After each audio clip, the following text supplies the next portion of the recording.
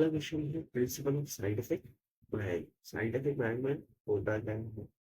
उन्होंने side atom research निकाला, मुझे FW टेलर, मुझे अमेरिकन से और स्टील वर्क में काम करते थे, बेड बजे स्टील वर्क में काम करते थे। उनको उनको तो बिल्कुल नहीं लगा ना, लेकिन उनका आइडिया है साइंटिफिक मैनेजमेंट, इसलिए तो उनको हम लोग फादर ऑफ साइंटिफिक मैनेजमेंट बनाया था। फादर ऑफ साइंटिफिक मैनेजमेंट उनका नाम दिया गया। साइंटिफिक मैनेजमेंट जहाँ पे आपको आपके उनको से काम करवाना है, ये सब जानते हैं। जो अगर काम करे तो आपको फिर काम निकाले, लेकिन उनका मानना है कि आप काम करवाना देखो, डू बिल्कुल बेस्ट। ऐसे लोगों को रखो काम पे जो आपका बेस्ट हो, आपका रिसोर्सेस बहुत सही तरीके से यूटिलाइज करे और आपको बेहतर result. That is scientific management. वो उन्होंने ही निकाला था कि साइंटिफिकली कैसे मैनेजमेंट किया, साइंटिफिकली तो कैलकुलेशन पॉइंट ऑफ व्यू से कैसे किया जाता है। अच्छा, उसके बाद पहला है principles of math, science not role of thumb. जहाँ भी ये था, पहले आप बिजनेस कर रहे हो, बेसिक कैलकुलेशन करते थे। चलो मान लीजिए कोई कंपनी है जो पापड़ बनाती है, पापड़ बनाती है मतलब सबको पता है, पापड़ चावल का होता है, उड़द होता है, जो भी पापड़ है, पापड़ बनाती है। अब आपने 100 किलो आटा बना के रखा है, यूज कर रखा है पापड़ बनाने के, और उसके बाद 100 वर्कर है, मतलब 1 kg 1 करके रख सकते हैं। अब ये है सिस्टम, यहाँ पे ये आता है। इवन आपने देखा कि भाई 1 kg का जो यूरी है, मतलब आटा है, इससे कितने पापड़ बन रहे हैं, कितने मिनट्स में बन रहे हैं। अगर वो एक्सपर्ट है, उसको 20 साल में एक से रोटी बनाना है, तो आधे घंटे में 1 किलो आटा हो जाएगा, बड़ा सा पापड़ बनाने में। लेकिन जो लोग नए सीखने आए हैं, वो शायद 1 1.5 घंटे में 1 किलो आटा करे। वो 1 घंटा एक्स्ट्रा जा रहा है काम, 24 घंटे पहले को 1 घंटे का पैसा भी ज्यादा जा रहा है। तो science not role of thumb. यहाँ पे आपको काम करना है, लेकिन विद योर बेस्ट, जो बेस्ट एक्सपीरियंस है वो आधे घंटे में आपका काम करेगा। लेकिन जो अभी सीख रहे हैं उन्होंने 1.5 घंटे में हो, तो दैट इज साइंस। कि भाई आप साइंटिफिकली कैलकुलेट करोगे, अगर 1 1 घंटे एक्स्ट्रा करोगे तो कंपनी को कितना इम्पैक्ट करेगा वो 1 घंटा। दैट्स हमें क्लियर है। फिर है हारमोनी है, harmony not disturb, harmony not disturb. हम शांति की बात करें, पीस की कोई भी मैनेजमेंट कर रहे हैं, आपकी पीस अगर आपको लगे कि वो चिल्ड एनवायरनमेंट है, तो आप ज़्यादा एफिशिएंटली काम कर सकते हैं। अगर एफिशिएंटली एफर्ट्स ना सकते हो, तब जाके आप प्रॉपर काम कर पाओ। अगर चिल्लम चिल्ली है, रोज के झगड़े हैं, क्या आपका काम होने वाला है? देखो, एक बंदा अगर झगड़ा करता है, किसी एक बंदे का, 2 लोग आपस में झगड़ा करेंगे, इसको वैसे पूरा एनवायरनमेंट 10, मतलब 12 लोग की टीम है, 12 लोग है मैनेजमेंट के लिए, 2 लोग का झगड़ा हो जाए, तो उसका इम्पैक्ट कहीं ना कहीं 10 लोगों के लिए पड़ने लगता है। लेकिन एक बंदे को शांति चाहिए, तो क्या डिमांड कर रहा है, हारमोनी मतलब पीस डिसाइड कर रहा है, भाई मेरे को शांति चाहिए, मैं झगड़ा नहीं कर सकता। लेकिन कुछ लोग होते हैं, हमें मस्ती करते हैं, हमारे हमें उंगली करते हैं हम लोग, उसको फिर झगड़ा हो जाता है। फिर है मेंटल रेवोल्यूशन ये होता है जहाँ पे अगर एम्प्लॉइज और मैनेजर दोनों दूसरे को इक्वल ट्रीटमेंट, इक्वल ट्रीटमेंट। जैसे अगर वो कंपनी में काम कर रहे हैं एम्प्लॉय, वो क्या एक्सपेक्ट कर सकता है सैलरी चाहिए, अगर मैं इतने एफर्ट्स मांग के काम कर तो लेके चाहिए अप्रिसिएशन चाहिए, सैलरी चाहिए, और थोड़ी बहुत वन साइड छोड़ के मिल जाए। लेकिन जो मुझे मैनेज हो गया, देखो अगर वो एम्प्लॉय काम कर रहा है, कर रहा है, उसको टाइम पर सैलरी नहीं करो, अप्रिशिएट करो। अगर वो लीव मांग रहा है, पैसा रही है मुझे वो, उसको वो दो। वो जितना एफर्ट मांग रहा है आपको भी उतना एफर्ट करना है, दैट इज कॉल्ड ऑपरेशन। यहाँ पे अगर आप वो एक दूसरे को इम्पोर्टेंट फील करा हो, तभी आप सर्वाइव कर सकते हैं। ज़्यादा क्लियर है।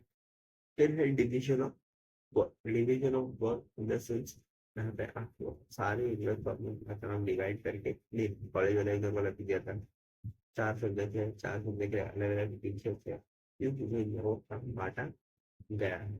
फिर है cooperation not individualism, cooperation not individualism in the sense, आपके को पता लगेगा एम्प्लॉय भी आपके यहाँ पे क्यों रहेगा, क्योंकि देखो आप जब उसको बात सुनोगे समझोगे तो ही वो आपके साथ रहेगा। जैसे किसी 99 लोगों ने आपको रेकमेंड किया ये करना है वो करना है, लेकिन आपने उससे वो एक बंदे की बात सुनी और बाकी 99 को ऐसे नहीं आगे, उसमें वो 99 वाले लोग अगले मीटिंग में, अगले रेफरेंस में या अगले फीडबैक या रिस्पॉन्स करेंगे, सब नहीं करेंगे। क्यों नहीं करेंगे? क्योंकि आपने पहली बार में उनको डिग्रेड कर दिया, उनकी बात नहीं सुनी, इक्वालिटी नहीं रखी, तो सच आप अच्छा बोला जाता है।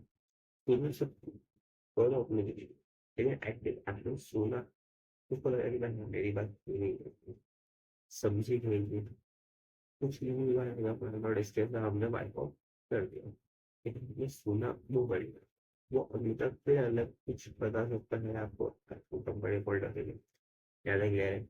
उसके बाद आता है employer and employees for greater efficiency and live maximum prosperity. यहाँ पे होता है मालिक को क्या एम्प्लॉय, आपको ऐसा काम करना है यहाँ पे कोई घंटा लग रहा है, आधे घंटे में, लेकिन एक ऐसे एफिशिएंसी की बात करो कि भाई उसमें गलती होने के चांसेस नहीं बचे।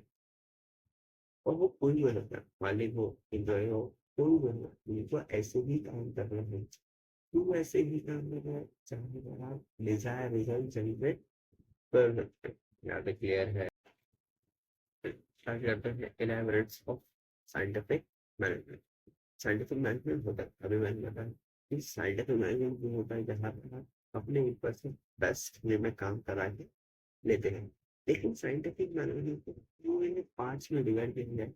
इसमें मैंने बोला कि 20 कैलकुलेशन है, पहला होगा इन बेसिक कैलकुलेशन को या फिर कंपनी के होने वाले लॉस को कैसे कैलकुलेट किया जाता है, वो है इस कॉन्सेप्ट को पढ़ रहा है।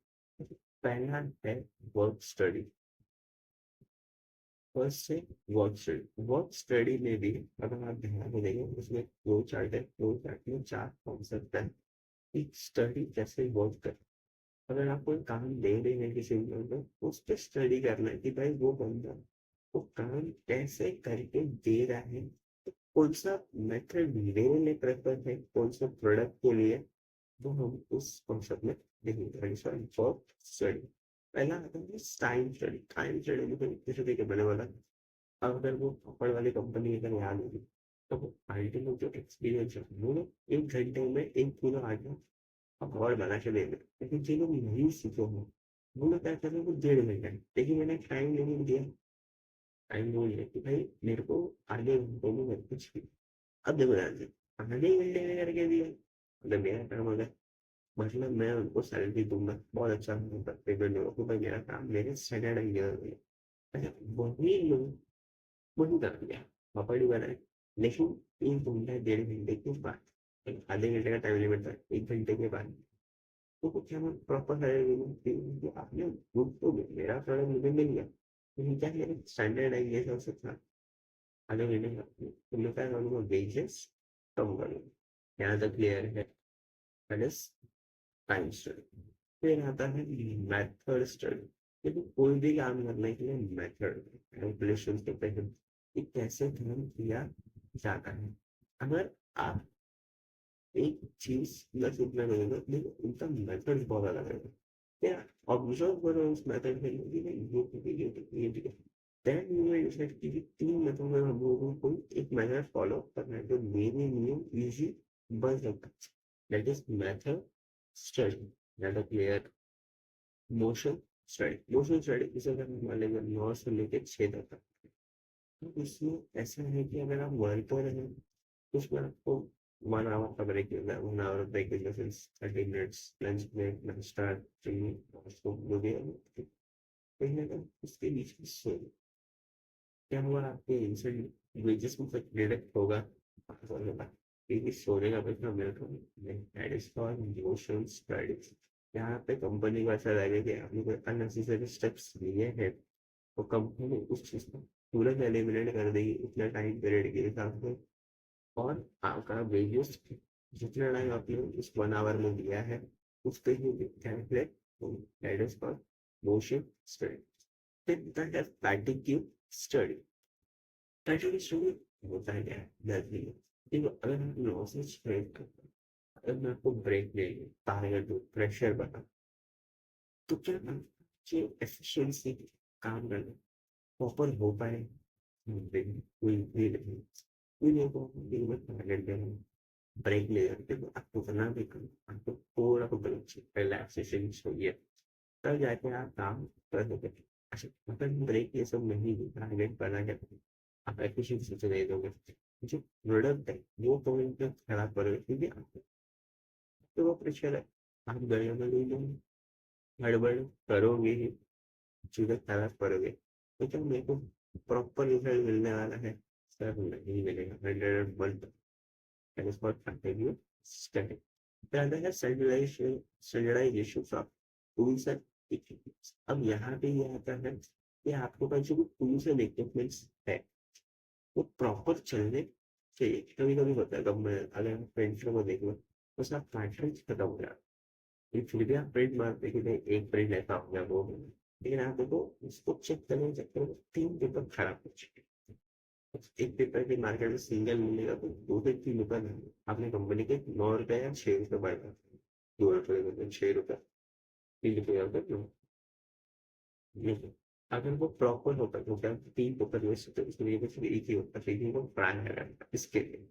दैट इज स्टैंडर्डाइजेशन टूल्स है इक्विपमेंट, आपके पास जो भी मशीनरी है, जो भी एसेट्स है, वो टाइम टू टाइम रिपेयर होने चाहिए, रिन्यूअल होने चाहिए, कि भाई कंपनी को कुछ भी लॉस ना हो। यहाँ तक क्लियर है? फिर आता है scientific task. Scientific task improvement होता है जहाँ पे आप अपने एम्प्लॉयज को एक टास्क देते हैं कि भाई उनके इतने टाइम में वो काम नहीं करके चाहिए।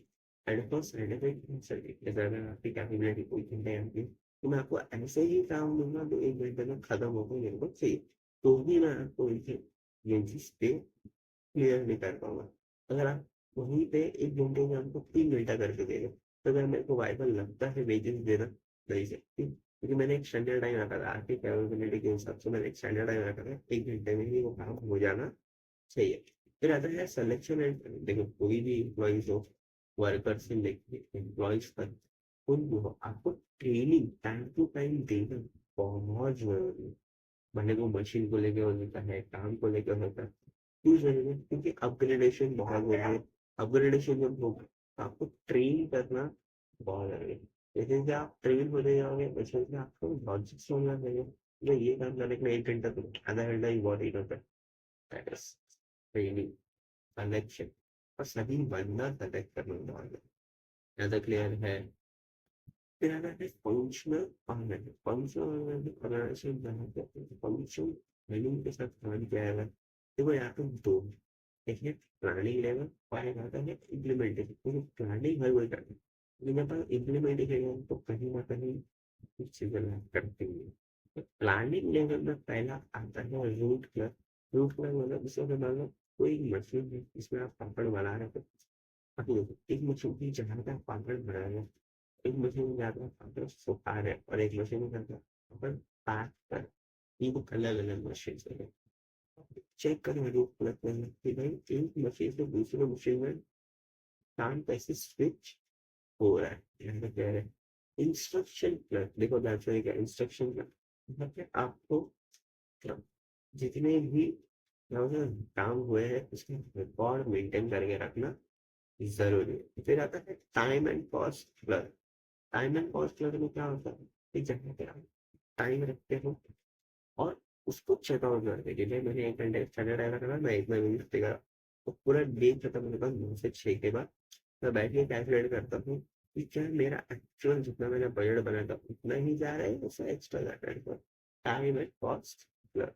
उसके बाद डिसिप्लिन, देखो कोई भी एम्प्लॉय है डिसिप्लिन फैक्टर में काम कर रहा है क्या, दैट इज मोर इम्पोर्टेंट। अगर प्लेयर है फिर इम्प्लीमेंटेशन लेवल, अभी तो प्लानिंग देख लिया कैसे प्लानिंग करना है, अब इम्प्लीमेंटेशन होता है।